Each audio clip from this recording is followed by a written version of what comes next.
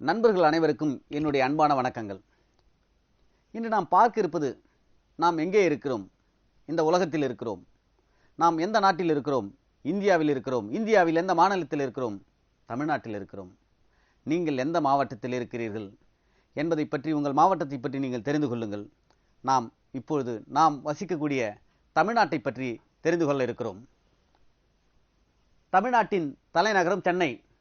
இதனுடைய பரப்பளவு 1,30,058 சதுர கிலோமீட்டர்.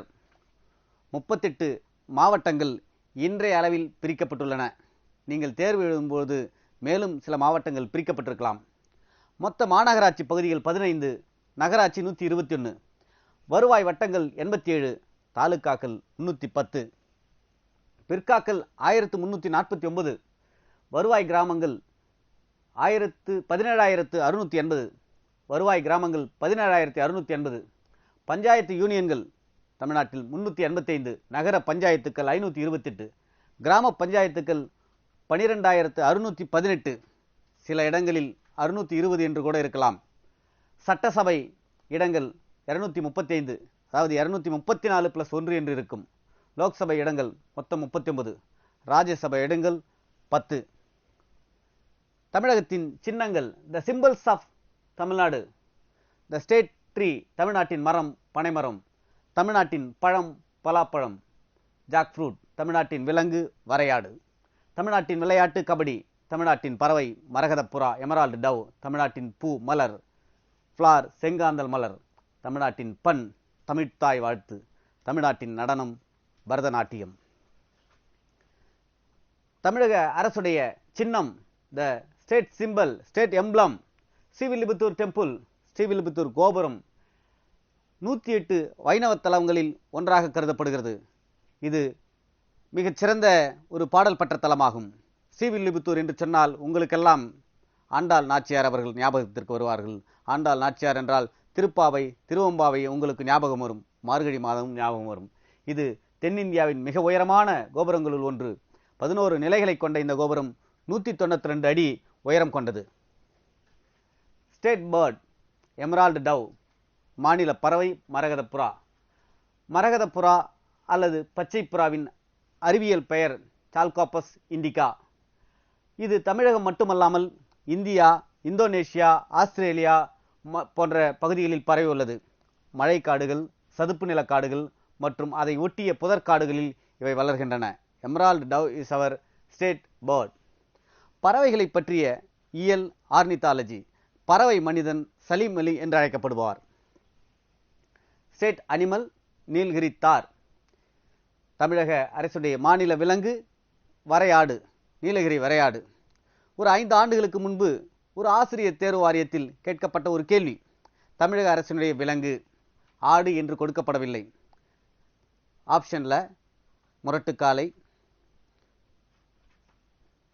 எருது, கழுதை, தார் என்று கொடுக்கப்பட்டுள்ளது. நிறைய மாணவர்கள் குழம்பி போனார்கள். அங்கு சரியான பதில் நீலகிரி தார். நீலகிரி தார் என்பது சரியான பதிலாக கடைசியில் கொடுக்கப்பட்டது. அப்பொழுது நீங்கள் படிக்கும்பொழுது முழுமையாக அதை பற்றி படிக்க வேண்டும். இந்த நீலகிரி தார் வரையாட்டினுடைய அறிவியல் பெயர் ஹைலோசிரியஸ். ஹைலோசிரியஸ் மேற்கு தொடர்ச்சி மலையின் கடல் மட்டத்திலிருந்து 1500 அடி உயரத்தில் இருக்கும் மலைமுகடுகளில் மட்டுமே இவற்றை காண முடியும். மிக அரிதான ஒரு விலங்காகும். வரையாடு கூட்டமாக, அதாவது காலனிகளாக வாழக்கூடிய தன்மையுடையது. தமிழகத்தில் ஆனைமலை, மேகமலை, வால்பாறை ஆகிய இடங்களில் சில 100 அளவிலான வரையாடுகள் வாழ்ந்து கொண்டிருக்கின்றன. ஸ்டேட் ஃப்ளார் செங்காந்தல் மலர். மாநில மலர் செங்காந்தல் மலர். இந்த மலரினுடைய அறிவியல் பெயர், பைனாமியல் நேம், குளோரியோசா சூப்பர்பா. குளோரியோசா சூப்பர்பா. அதாவது இந்த மலருடைய விரல்களானது குறுந்தொகையிலே கொடுக்கப்பட்டுள்ளது. பெண்களுடைய விரல்களைப் போல இந்த மலர்கள் அமைந்து காணப்படுகிறது என்று சொல்கிறார்கள். இது கார்த்திகை மாதத்தில் மட்டும் பூக்கக்கூடிய ஒரு மலராகும். அதனால் இதை கார்த்திகை மலர் என்றும் அழைக்கப்படுகிறது. புவியீர்ப்பு விசைக்கு எதிராக மேல் நோக்கி தீச்சுடர் போல பூத்திருக்கும் செங்காந்தல் மலர் தமிழ் இலக்கியத்தில் பலவாறு வர்ணிக்கப்பட்டுள்ளது.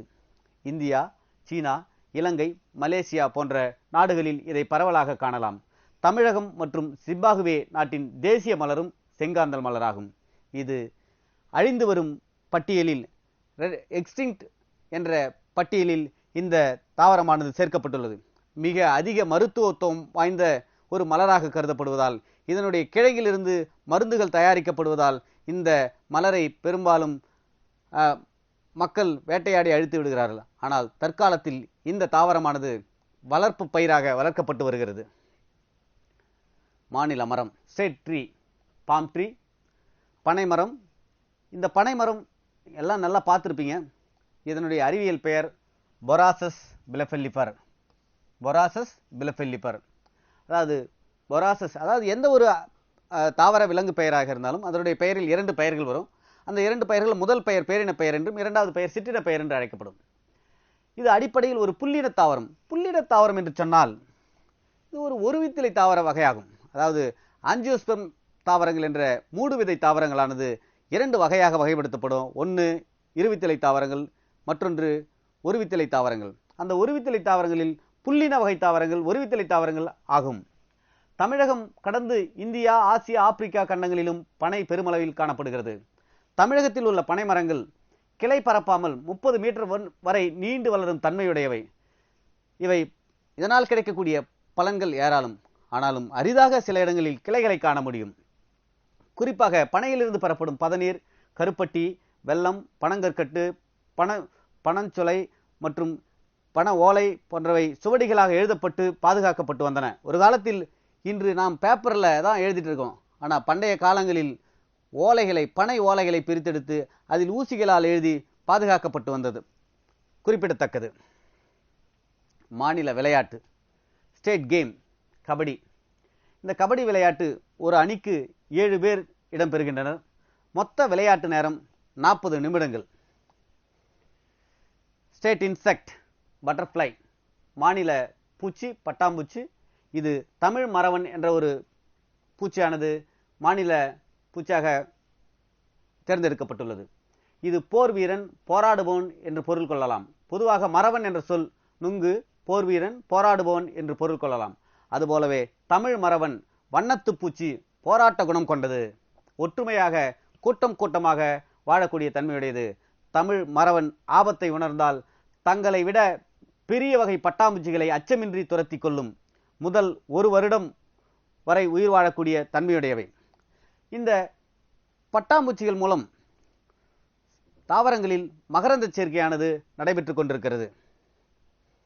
பூச்சிகளை பற்றி படிக்கக்கூடிய இயல் என்டமாலஜி என்று அழைக்கப்படும். தமிழ்நாட்டினுடைய பாரம்பரிய நடனம் கிளாசிக்கல் டான்ஸ் பரதநாட்டியம். பரதநாட்டியம் தமிழகத்தின் பாரம்பரிய நடனமாக கருதப்படுகிறது. இது குறிப்பாக தஞ்சாவூர் மாவட்டத்தில் கும்பகோணம் பகுதியில் மிக சீரோடும் சிறப்போடும் நடைபெற்று கொண்டிருக்கின்ற, காலம் காலமாக பின்பற்றி கொண்டு வருகின்ற ஒரு நடனமாகும். இதை பற்றிய குறிப்புகள் பரத முனிவரின் நாட்டிய சாஸ்திரத்தில் குறிப்பிடப்பட்டுள்ளன. கோவில் சார்ந்து ஆடப்பட்ட இந்த நாட்டிய வடிவம் ஒரு கட்டத்தில் தனது செல்வாக்கை இழந்து கொண்டிருக்கிறது. பரதநாட்டியத்தின் பெருமையை மீட்டெடுத்தல் பெருமை சென்னையில் உள்ள கலாச்சேத்ராவை உருவாக்கிய ருக்மணி தேவி அருண்டேல் அவர்களுக்கு சாரும். நண்பர்களே, தமிழ்நாட்டை பற்றிய தகவல்களை உங்களுக்கு இந்த வகுப்பிலே கூறினேன். இந்த சாதாரண தகவல் தான் இருந்தாலும் இவை டிஎன்பிஎஸ்சியில் குரூப் 4 மற்றும் காவலர் தேர்வுகளில் இந்த வகையான இதிலிருந்து கேள்விகள் கேட்பதற்கான வாய்ப்புகள் உண்டு. அதோடு மட்டுமல்ல, எஸ்எஸ்சி தேர்வுகளில் இந்த ஸ்டேட் தொடர்பான, மாநிலம் தொடர்பான கேள்விகள் கேட்கப்பட்டிருக்கின்றன. இந்த வகுப்பினை உங்களுடைய தேர்விற்கு பயன்படுத்திக் கொண்டு பயனடையுமாறு அன்போடு கேட்டுக்கொள்கிறேன். நன்றி, வணக்கம்.